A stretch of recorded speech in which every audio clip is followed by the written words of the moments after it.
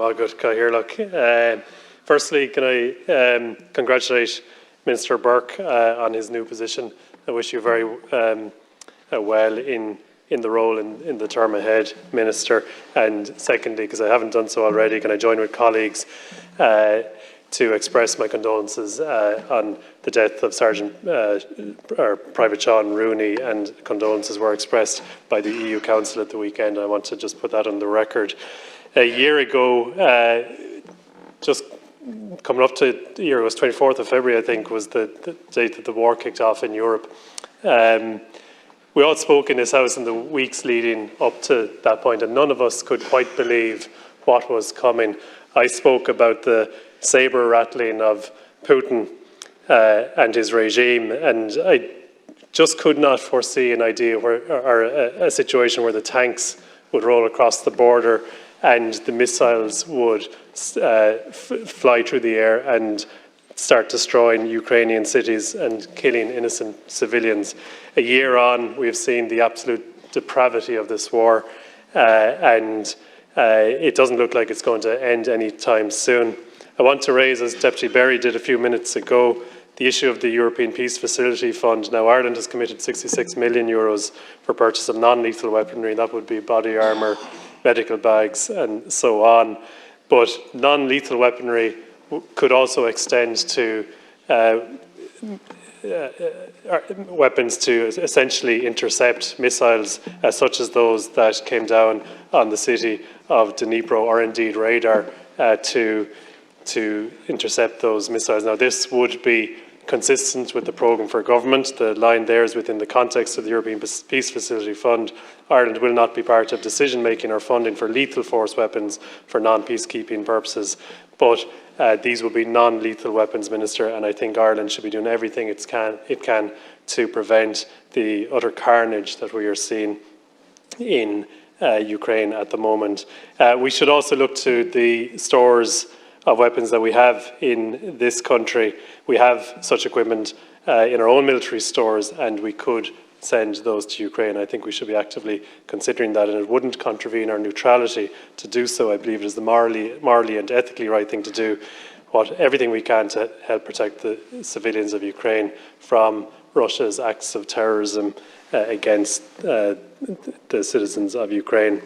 And on the issue of neutrality, we are in this, I think, untenable situation where we are a neutral country, but we can't defend our neutrality. And speakers before me have talked about the importance of focusing now on our ability to defend ourselves and investing in it. And the Commission for the Defence Forces report last year, which was a commitment in the programme for government, does point to the way to significant increased spending in our Defence Forces. Members have talked about the importance of pay and conditions, and I absolutely agree with them. But I would say this war in Ukraine should absolutely sharpen our focus when it comes to defence. I was on a ferry coming back from France in March of last year, and I was one of very few Irish people on that ferry. There were hundreds, perhaps more than 1,000 refugees from Ukraine on that same ferry coming into Rosslare.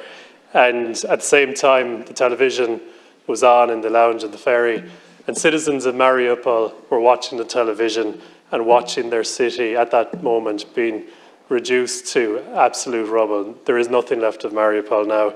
I saw those citizens there. I watched with them. They were in tears as they saw their home being destroyed.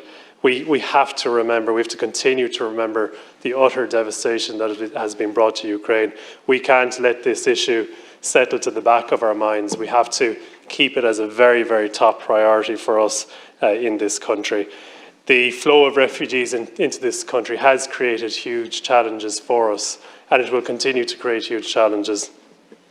We have had a population surge in the last 5 years, 7.6% increase in population in the last 5 years. A lot of that is down to the good work, I would say, of previous governments, the job creation, the net inward migration, And this country has got back on its feet in the last 5 or 10 years from a very, very low point around 2010 and 2011. But now we have tens of thousands, 70 or 80,000 extra refugees on top of that 7.6% increase in our own native, or in the population. And we're in a situation that we have not developed housing commensurate with the population increase that we're seeing, and now with the refugee crisis on top of that, we are in a dire situation with respect to housing. And I welcome the intent to revise the Planning and Development Act. Minister, you will know a lot about it from your previous role. I think we should be expeditious when it comes to planning. Of course, we should always be mindful of the rights of residents groups, of all stakeholders. They should all be taken seriously, but we have to be able to make quick decisions, and we have to build housing at a scale that we simply have not done for many decades. I believe this government is doing that and will continue to do that, but we can leave no stone unturned. I think there's an argument, Minister, in the context of this increasing population and Ireland's role in taking in refugees and international protection applicants as well.